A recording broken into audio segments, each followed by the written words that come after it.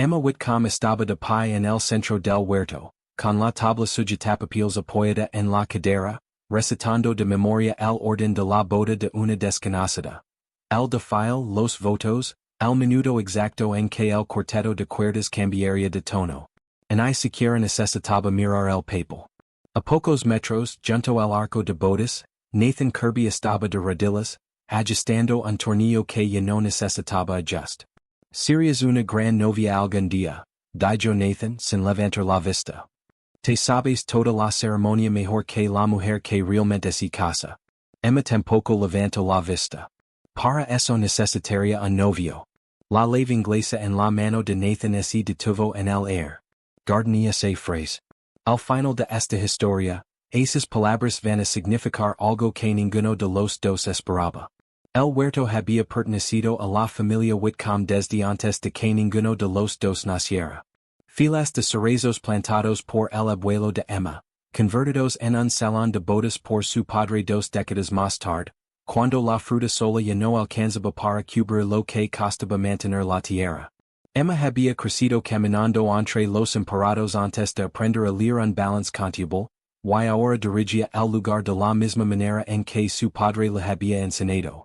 Mañanas tempranas, noches largas, un teléfono que nunca terminaba de calarse, ni siquiera los domingos. Nathan había sido contratado 3 meses antes para reconstruir el arco ceremonial y el escenario de madera detrás de él. Era uno de una docena de contratistas locales que su asistente había reunido antes de que Emma se decidiera, específicamente por él. Sus presupuestos eran honestos, su trabajo era limpio, y no inflaba las facturas como los últimos 2 carpinteros que había contratado. Nathan se mantenía casi siempre en silencio. Llegaba temprano, trabajaba hasta que se iba la luz del día, y manejaba de vuelta al pueblo, donde su hijo lo esperaba con la cena a medio hacer y la tarea a medio terminar. A su alrededor, el equipo ya estaba terminando la jornada, doblando lonas, enrolando extensiones eléctricas, gritando las buenas noches a través del estacionamiento de grava. Emma observó a Nathan recoger sus herramientas sin un solo movimiento desperdiciado. Esa clase de economía de movimientos que solo viene de hacer algo tantas veces que ya no requiere pensarlo. Ya lo había notado antes. Nunca se había permitido pensar por qué. Marian Boyd, la contadora de la empresa desde hacía años, la encontró junto al portón principal minutos después. Traía una carpeta bajo el brazo y los lentes de lectura empujados hacia arriba, entre su cabello gris. ¿Tienes la reunión del aniversario el jueves? Dijo Marian. 12 meses desde que murió tu padre. La junta directiva quiere dejarlo asentado antes de que se cierre la ventana. Emma no necesitaba que se lo recordaran. El testamento le había dado un año de autoridad absoluta. Un año para dirigir Whitcomb Orchard Estates exactamente como ella quisiera, sin necesitar la aprobación de la junta para nada que no fuera vender directamente la tierra. Después de eso, cada decisión importante volvería a depender de un voto de 7 personas, la mayoría de las cuales la conocía desde que lavaba trenzas, y ninguna de las cuales había dirigido un negocio durante una sola temporada de bodas. Emma sabía que esa fecha se acercaba de la misma forma en que uno sabe que se acerca una tormenta desde 3 estados de distancia. Saberlo no había hecho más fácil verla llegar. Estar lista, dijo Emma. Marian la observó un momento de más antes de asentar y alejarse hacia la oficina, sus tacones resonando sobre la grava, un sonido que había marcado el final de la jornada laboral en Whitcomb Orchard durante más de 20 años. Emma se volvió hacia el arco y encontró a Nathan observándola, no con curiosidad, sino con la atención silenciosa de un hombre que nota cuando alguien está cargando algo pesado y no siente la necesidad de preguntarlo en voz alta. ¿Semana larga? Preguntó Nathan. Ano largo, dijo Emma y lo dijo allí. A la mañana siguiente, Sam Kirby apareció junto a su padre por primera vez esa temporada. Tenía 9 años y ya era más alto que la caja de herramientas que cargaba. La dejó con cuidado al pie del arco, tal como su padre le había enseñado, y miró a Emma con esa franqueza sin filtro que solo tienen los niños. ¿Usted es la señora dueña de todos los cerezos? Lo soy dijo Emma. Son muchísimos. Hey cerca de 6,000, si cuentas los jóvenes que todavía no han dado fruto. Sam consideró ese número con auténtica seriedad, como solo un niño de 9 años considera cualquier cosa que suene imposiblemente grande.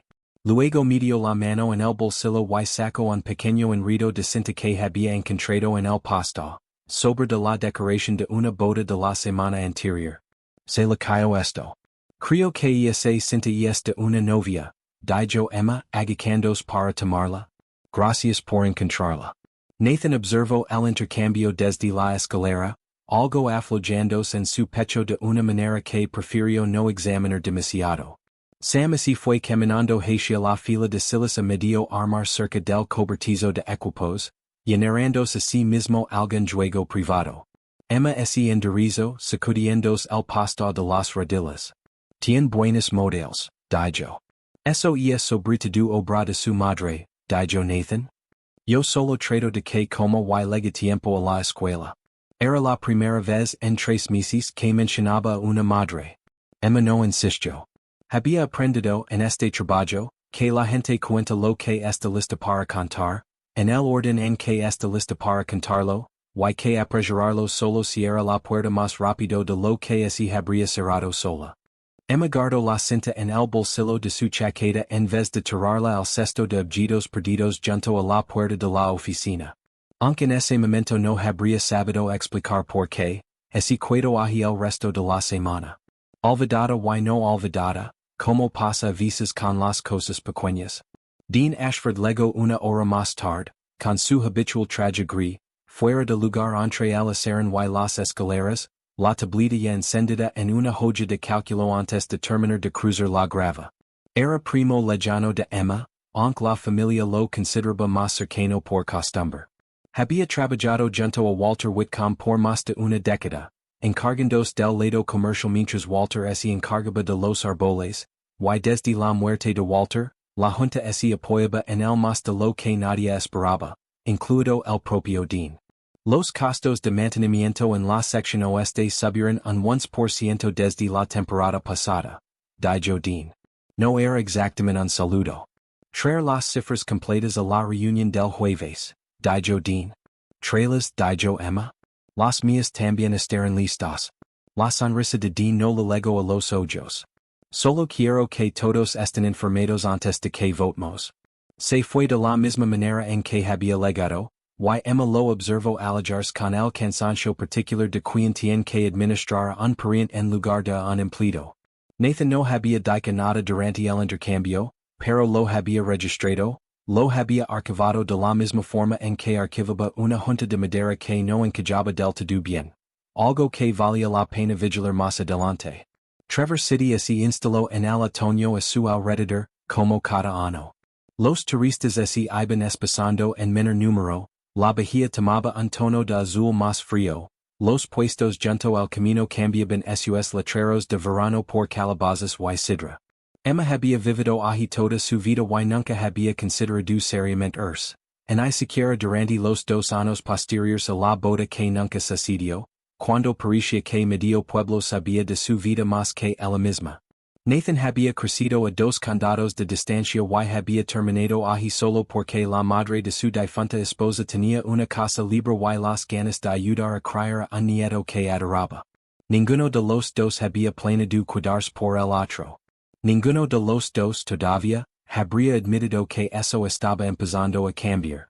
Esa tarde, la asistente de Emma confirmó una cita para la semana siguiente. Diane Pute, una consultora de imagen que Emma había contratado en primavera para renovar la identidad del huerto antes de la temporada alta de bodas, por fin tenía tiempo libre para recorrer el terreno. Emma casi había olvidado que la había reservado meses atrás. Anotó la cita en un calendario y repleto con la reunión de la junta y los reports trimestrales de Marian. Y no volvió a pensar en ello hasta que Diane apareció con una cámara y una carpeta de fotos comparativas de otros salones de bodas del estado. Diane Pute recorrió el terreno un martes por la mañana, con la cámara colgada del cuello y una libreta que casi no usó, más interesada en tocar las cosas que en fotografiarlas. La vida de los postes del arco, el ángulo de las junturas del emparado, La forma en que el escenario ceremonial capturaba la luz de la mañana sin necesitar pintura para lograrlo. Se detuvo en seco frente al escenario, pasando la palma por una unión donde dos vigas se encontraban sin un solo clavo en I support visible. ¿Quién hizo esta juntura? Yo, dijo Nathan, apareciendo desde el otro lado con un nivel en la mano. Diane lo miró de verdad por primera vez, y algo cambió detrás de sus ojos. Esto es un corte Alden en ro. Lo reconocería en cualquier lado.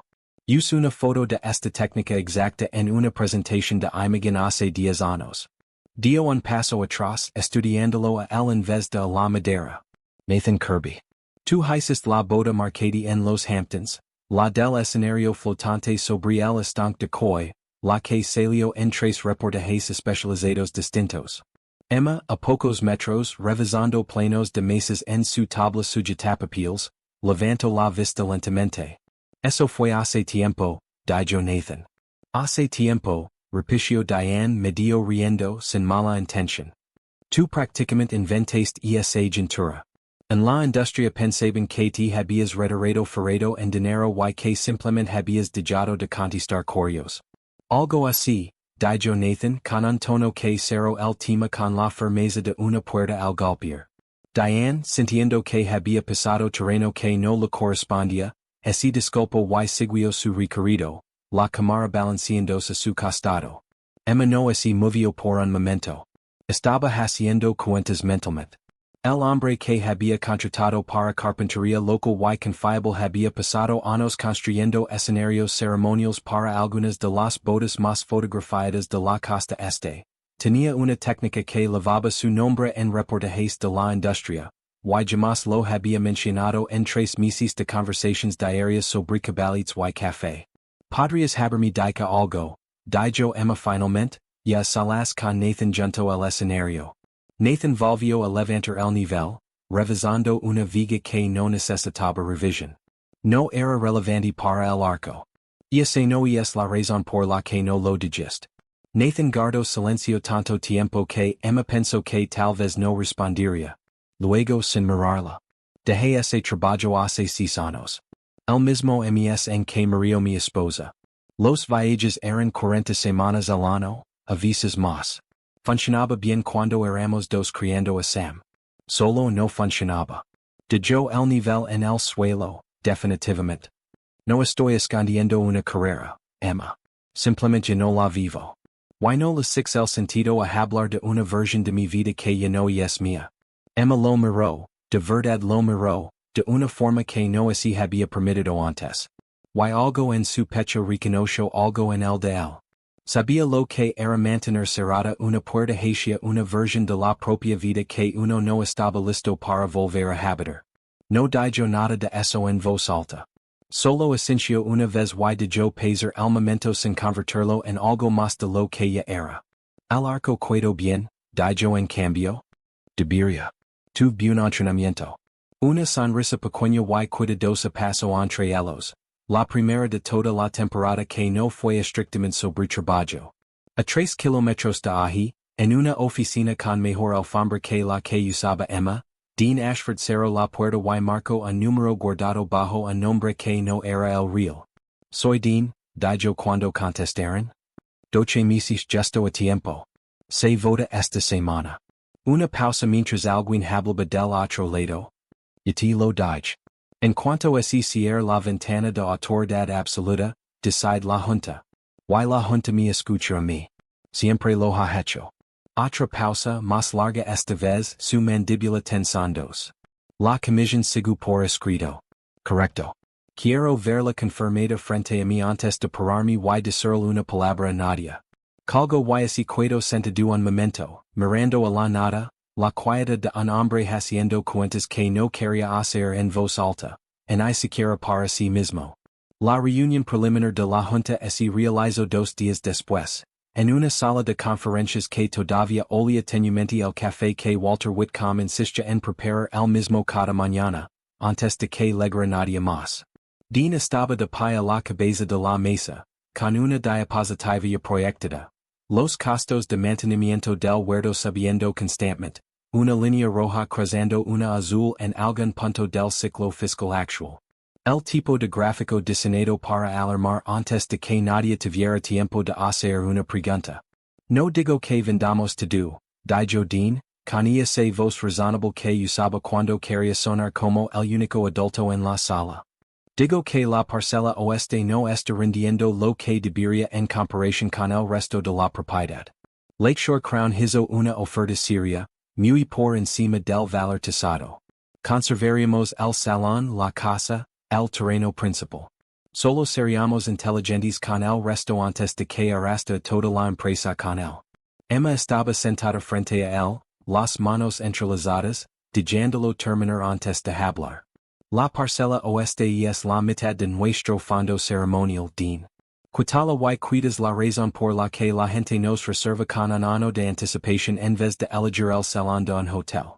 El sentimentalismo no es una línea contable, dijo Dean. Tampoco lo es el pánico, dijo Emma. Nos quedan 3 semanas antes de que así cierre la ventana de mi padre.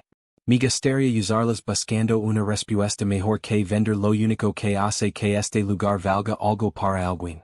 Uno de los miembros más jóvenes de la junta, primo por el lado materno de Emma, dueño de una naviera en el puerto, golpeó su lapicero contra la mesa.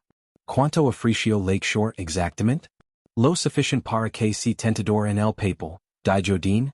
Que es exactamente por qué deberíamos tomarlo en serios en vez de dejar que el sentimentalismo decaiga por nosotros. ¿Why hace cuánto está esa oferta sobre la mesa? Preguntó Emma. Porque desde donde yo lo vio, parece demasiado específica para algo que recién llegó este mes. La mandíbula de Dean se tensó, casi imperceptiblemente. Estas cosas toman tiempo negociarlas bien.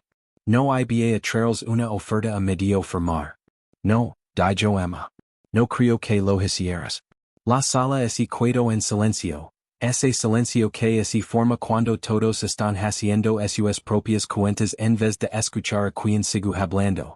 La votación no fue ese día fue solo el argumento inicial. Pero Emma salió de la reunión con el escalofrío específico de saber exactamente cuántos días le quedaban y exactamente cuánto terreno todavía necesitaba cubrir antes de que llegara el jueves. Y esa noche, Marian se quedó hasta tarde revisando las cifras de mantenimiento que Dean había presentado, cruzándolas contra los libros de la propia empresa, por el mismo habito testarudo que la había mantenido en Whitcomb Orchard por más de 2 décadas. La mayoría de los números coincidían. Una línea no. Una cuota de consultoría externa, pagada trimestralmente, canalizada a través de un código de proveedor que no reconoce de ningún lugar del sistema. Anotó el número en una nota adhesiva, la pegó al borde de su monitor, y así dijo que lo investigaría cuando tuviera una tarde libre. Todavía no la tenía, no con la votación de la junta encima de todos ellos. Nathan notó que las luces de la oficina de Emma seguían encendidas mucho después de que el equipo se hubiera ido a casa. En vez de manejar directo a la casa de su suegra a recoger a Sam, se encontró terminando un riel del escenario que en realidad no necesitaba terminarse esa noche. Cuando por fin guardó sus herramientas, Emma seguía en su escritorio, todavía con la chaqueta puesta, como si hubiera olvidado que en algún momento podía quitársela. Te vas a lavar al limit, dijo Nathan desde la puerta. Ese es el plan, dijo Emma sin bromear del todo. Hay un restaurante en la calle Union que sigue abierto a esta hora, dijo Nathan, y luego miró hacia el cobertizo de equipos, al otro lado del estacionamiento. Hay un calentador y una mesa plegable a unos 12 metros de aquí. Y de la casualidad de que sé donde esconde el equipo el café bueno. Emma se rió. De verdad ese río, el primer sonido sin guardia que Nathan le había escuchado en 3 meses de trabajar juntos. Y algo en la idea del cobertizo sonaba mejor que el restaurante. Más tranquilo, completamente suyo, en vez de abierto a todo el pueblo. Vamos al cobertizo entonces.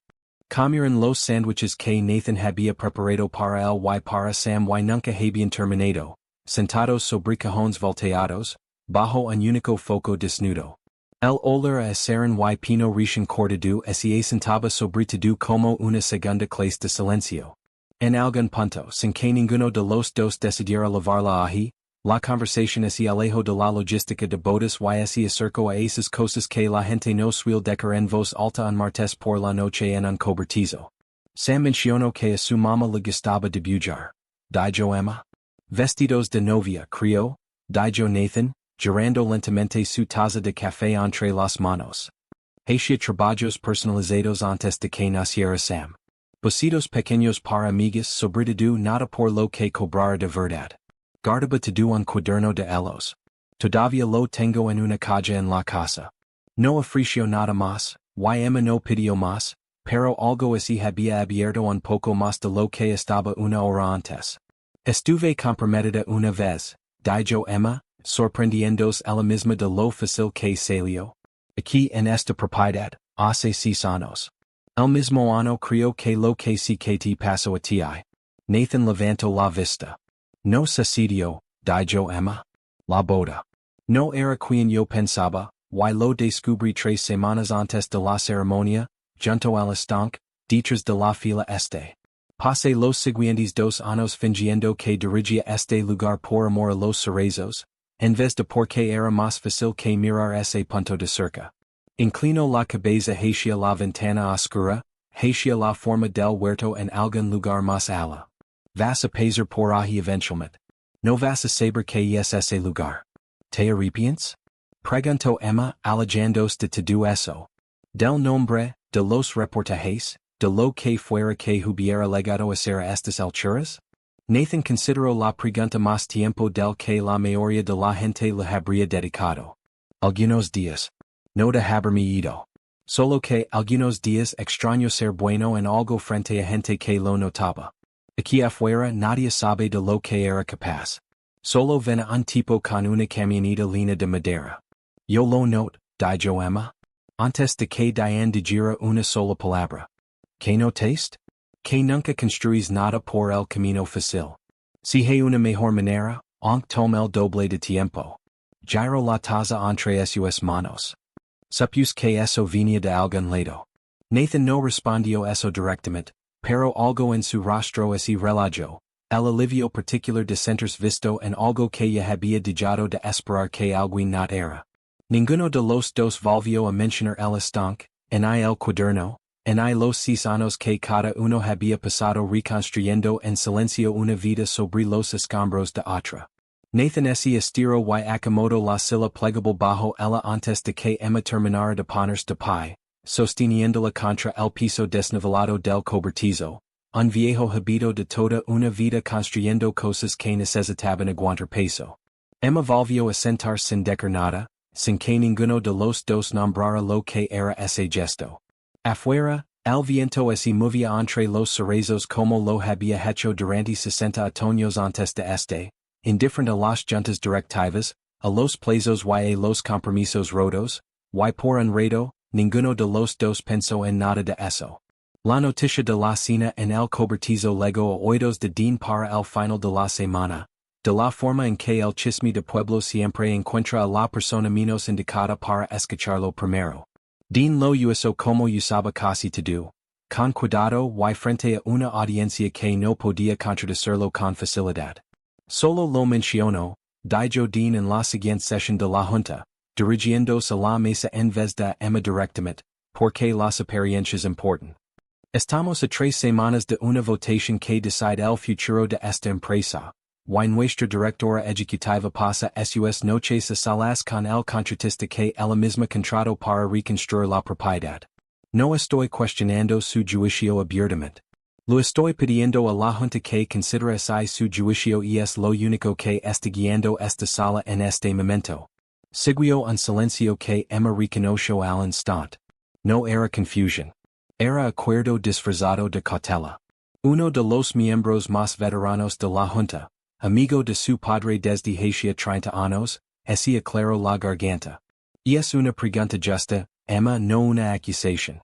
¿Cómo sabemos que esto no te están hablando el juicio? Emma mantuvo las manos planas sobre la mesa hasta confiar en que su voz saldría firme. Porque he dirigido esta empresa sola durante un año, y los números respaldan cada decisión que he tomado en ese tiempo. Si quieren questionar mi juicio, questionen los números. No questionen con quien elijo cenar. La reunión terminó sin resolution, lo cual era, a su manera, su propio tipo de daño. Nada decidido. Todos inquietos, recalculando en silencio.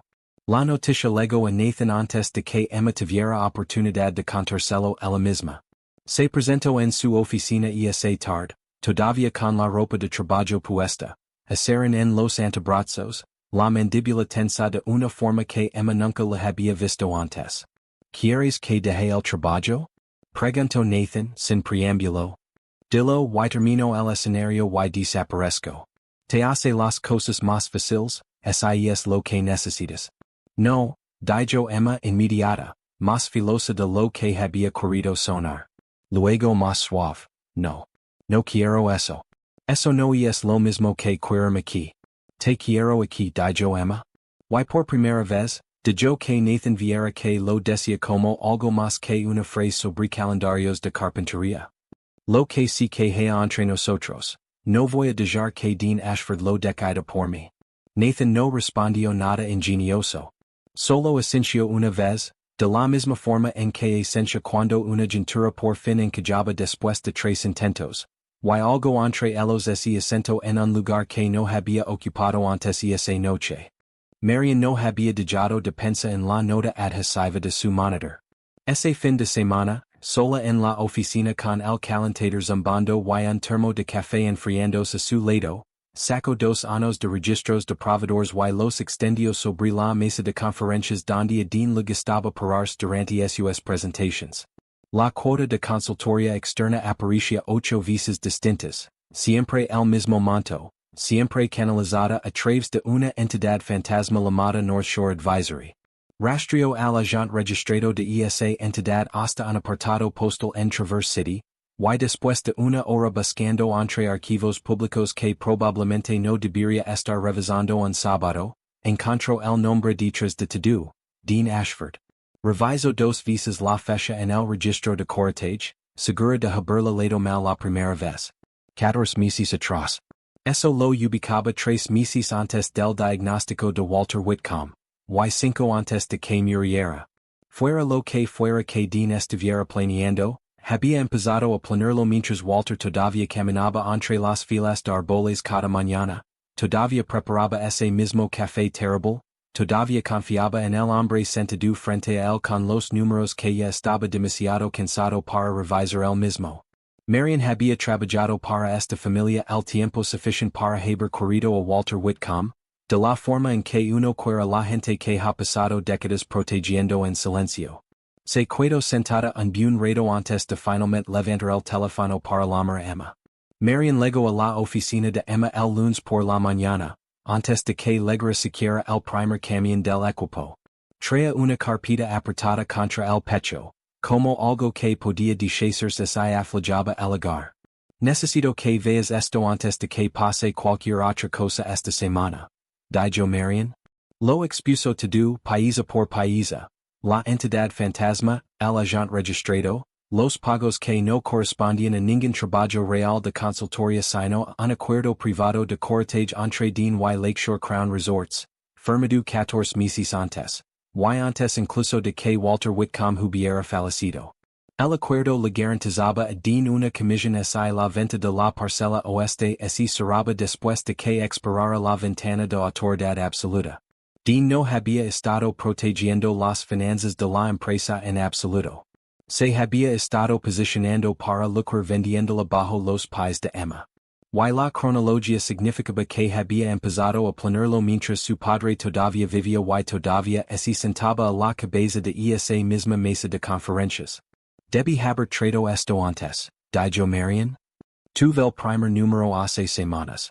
No quis creer lo que significaba, así que seguí diciendo que necesitaba más pruebas antes de decir algo.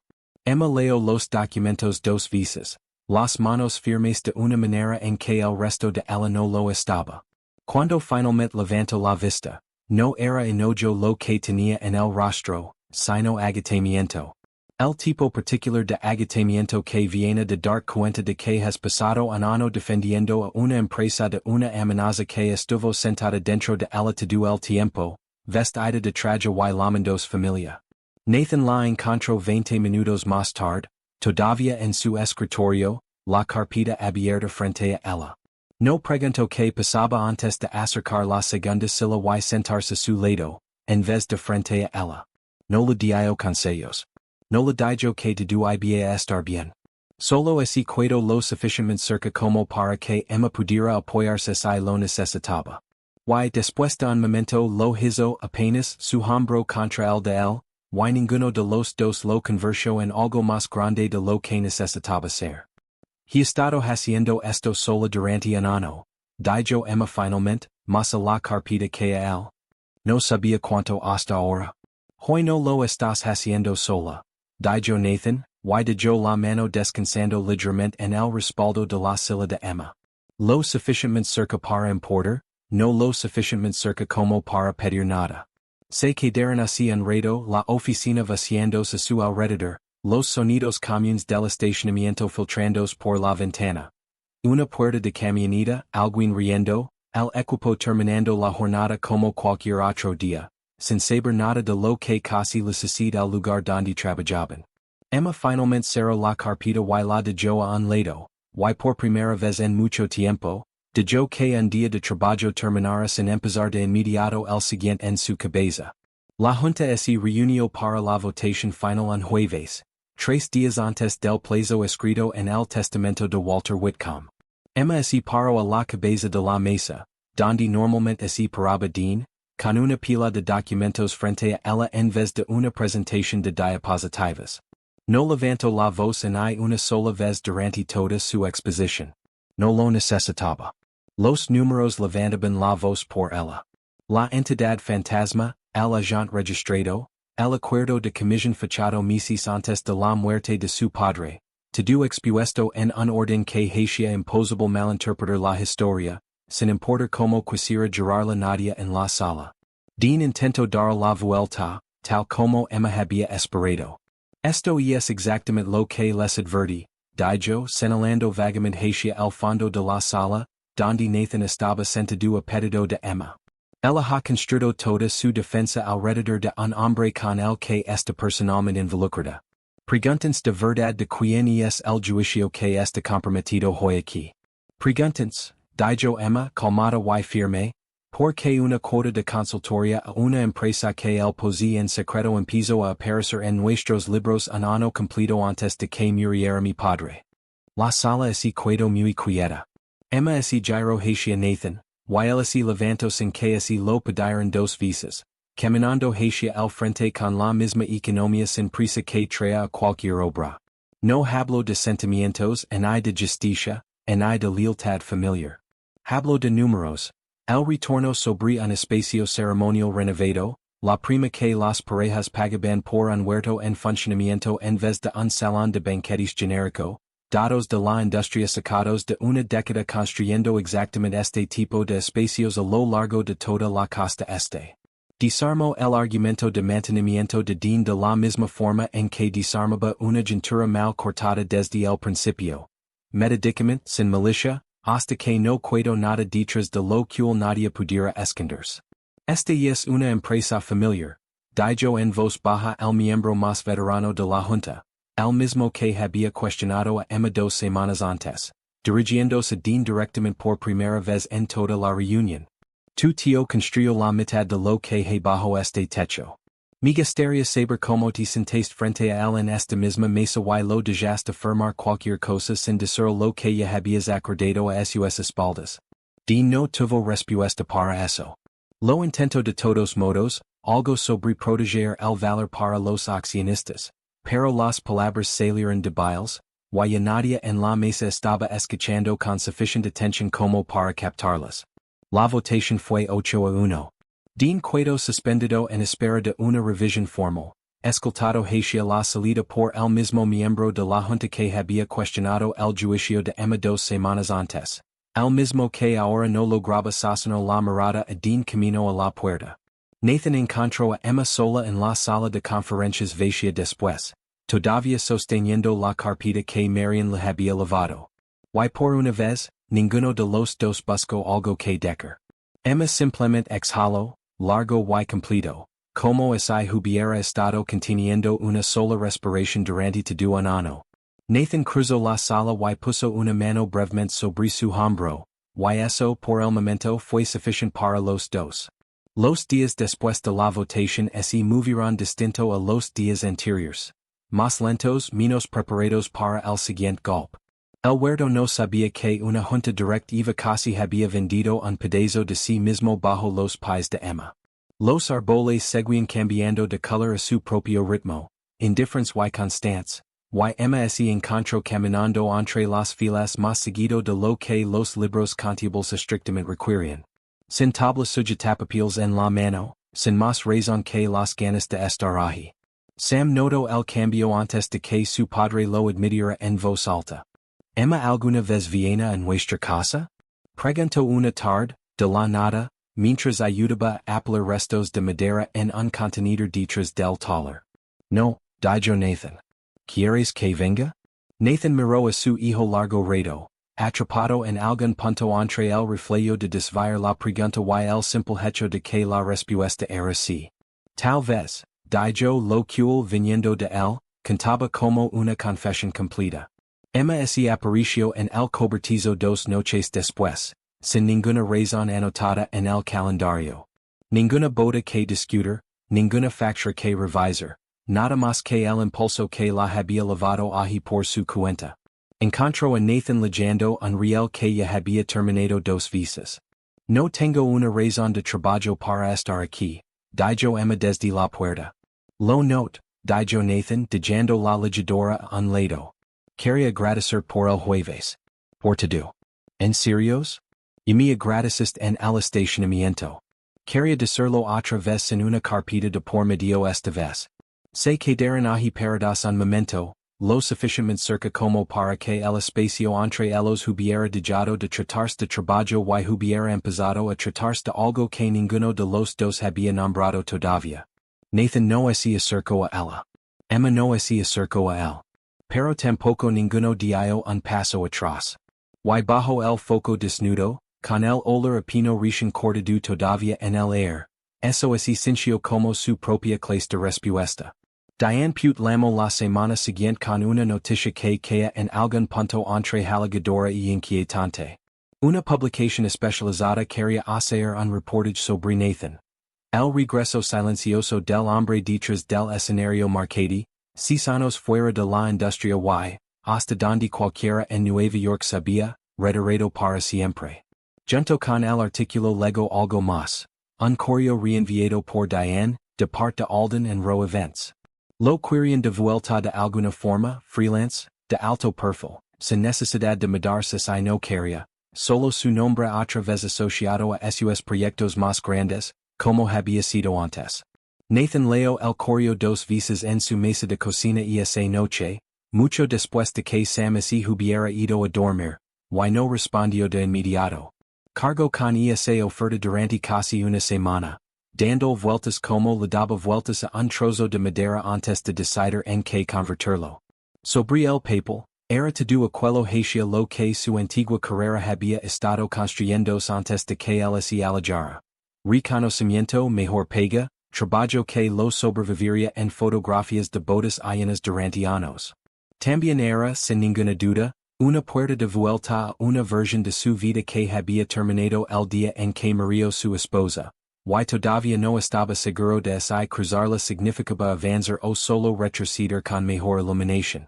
Emma se enteró de la oferta por Diane, antes de que Nathan se lo contara él mismo. Y cuando finalmente lo hizo, sentado frente a ella sobre los mismos cajones volteados donde por primera vez se habían dicho las cosas ciertas en voz alta, Emma no le pidió que se quedara. No voy a fingir que no quiero que te quedes, dijo Emma. Pero no voy a ser la razón por la que rechaces algo de lo que estás orgulloso. No es por eso que la temaría, dijo Nathan. Y tampoco es por eso que no la temaría. Fue Sam quien lo resolvió sin proponérselo, de la forma en que a veces los niños resuelven las cosas que los adultos pasan semanas dando vueltas. ¿Vas a seguir construyendo escenarios aquí para siempre? Preguntó una noche durante la cena, sin levantar la vista del plato, La pregunta que ando con el peso que solo un niño de 9 años pueda entregar sin darse cuenta. Nathan no respondió de inmediato. Pensó en Nueva York, en la versión de sí mismo que alguna vez había volado un jueves y vuelto un domingo, y le había llamado a eso una vida.